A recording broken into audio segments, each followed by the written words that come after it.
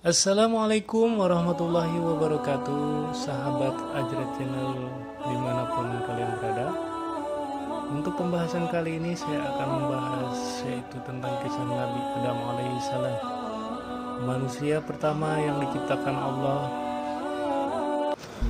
Sebelum saya menjelaskan ke topik pembahasan kali ini, alangkah baiknya saya minta dukungan untuk channel ini agar semakin berkembang dan bisa menyiarkan syiar-syiar Islam lainnya. Like, komen, dan subscribe. Dan jangan lupa aktifkan tombol loncengnya ya, agar tidak ketinggalan video pembahasan lainnya. Nabi Adam alaihi salam Allah ciptakan dengan tujuan hendak menjadikan dia sebagai khalifah pertama di bumi. Penciptaan Nabi Adam alaihi salam dituliskan Allah Subhanahu wa taala dalam Al-Qur'an surat Al-Baqarah ayat 30 sampai 39. Dan Allah juga akan menjadikan keturunan-keturunan Nabi Adam alaihissalam sebagai khalifah sesuai yang ditulis dalam Al-Quran surat An-Naml ayat 62. Dan pada saat itu para malaikat bertanya kepada Allah Subhanahu wa taala, "Apa tujuan penciptaan manusia yang bisa membuat kerusakan di bumi ya Allah?" Tetapi Allah Subhanahu wa taala menjawab hal itu dengan bijaksana. Semua itu sudah dijelaskan Allah Subhanahu wa taala dalam Al-Qur'an surat Al-Baqarah ayat 30.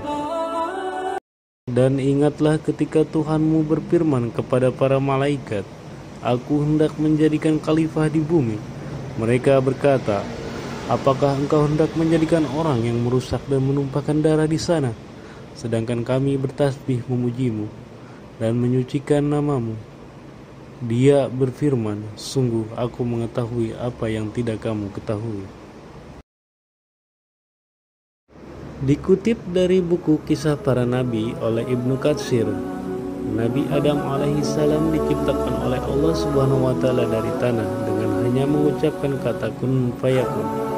Sebagaimana Allah menjelaskan dalam Al-Quran surat Ali Imran ayat 59. Sesungguhnya perumpamaan penciptaan Isa bagi Allah seperti penciptaan Adam. Dia menciptakannya dari tanah, kemudian dia berkata kepadanya, "Jadilah," maka jadilah sesuatu itu. Dan kemudian Allah Subhanahu wa taala ajarkan semua hal kepada Nabi Adam alaihissalam agar dia memahaminya.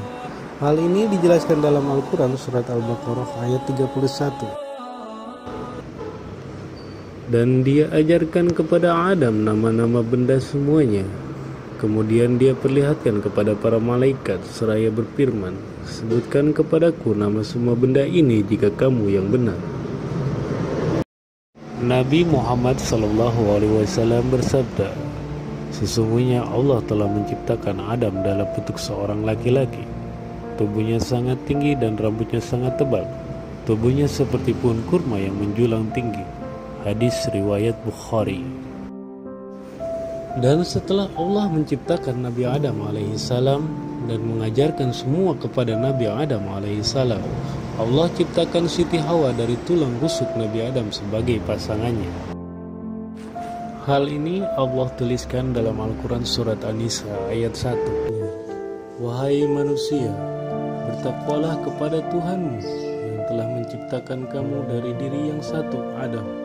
Dan Allah menciptakan pasangannya Hawa dari dirinya, dan dari keduanya Allah memperkembangbiakan laki-laki dan perempuan yang banyak. Bertakwalah kepada Allah yang dengan namanya kamu saling meminta, dan peliharalah hubungan kekeluargaan. Sesungguhnya Allah selalu menjaga dan mengawasimu." Kemudian Allah Subhanahu wa taala mempersilahkan Nabi Adam dan Siti Hawa untuk tinggal di surga dan menikmati semua nikmatnya Allah yang ada di surga. Hanya saja Allah melarang Nabi Adam dan Siti Hawa mendekati salah satu pohon di surga. Dijelaskan dalam Al-Quran surat Al-A'raf ayat 19. "Wahai Adam, tinggallah engkau bersama istrimu dalam surga dan makanlah apa saja yang kamu berdua sukai. Tetapi janganlah kamu berdua dekati pohon yang satu ini. Apabila didekati, kamu berdua termasuk orang-orang yang zalim." Namun sayang, iblis menggoda Nabi Adam alaihissalam dan Siti Hawa untuk memakan buah yang dilarang oleh Allah Subhanahu wa Ta'ala. Iblis mengatakan buah tersebut dapat mengubah mereka menjadi malaikat dan bisa hidup kekal di surga. Hal ini ditulis dalam Al-Quran surat Al-A'raf ayat 20. Kemudian setan membisikkan pikiran jahat kepada mereka agar menampakkan aurat mereka yang selama ini tertutup. Dan setan berkata, Tuhanmu hanya melarang kamu berdua mendekati pohon ini, agar kamu berdua tidak menjadi malaikat atau tidak menjadi orang yang kekal dalam surga. Dan setelah Nabi Adam alaihissalam dan Siti Hawa terbujuk rayuan iblis untuk memakan buah tersebut, mereka berdua pun diusir dari surganya Allah. Mereka berdua pun diturunkan ke bumi dan dipisahkan, seperti yang ditulis dalam Al-Quran surat Al-Baqarah ayat 36. Lalu syaitan memperdayakan keduanya dari surga, sehingga keduanya dikeluarkan dari segala kenikmatan. Keduanya di sana surga, dan kami berfirman, turunlah kamu, sebagian kamu menjadi musuh bagi yang lain, dan bagi kamu ada tempat tinggal dan kesenangan di bumi sampai waktu yang ditentukan. Sebelum Nabi Adam alaihissalam dan Siti Hawa diusir ke bumi, mereka memohon ampun kepada Allah seraya bertobat atas dosa yang mereka perbuat. Sebenarnya sebelum iblis membisikkan godaan kepada Nabi Adam alaihissalam dan Siti Hawa, iblis diketahui tidak menyukai mereka. Bahkan ia bersikap sombong dan enggan mematuhi perintah Allah untuk bersujud di depan Nabi Adam. Hal ini telah dijelaskan dalam Al-Quran Al-Hijr ayat 30-31. Berdasarkan Ibnu Abi Hatim meriwayatkan dari As-Sadi, ia berkata bahwa Nabi Adam alaihissalam turun di India, bersamanya turun pula Hajar Aswad.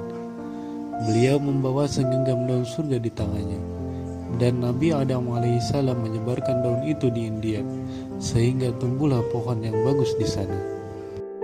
Sementara itu, Ibnu Umar meriwayatkan bahwa Nabi Adam alaihissalam diturunkan di Syapa, dan sedangkan Siti Hawa diturunkan di Marwa.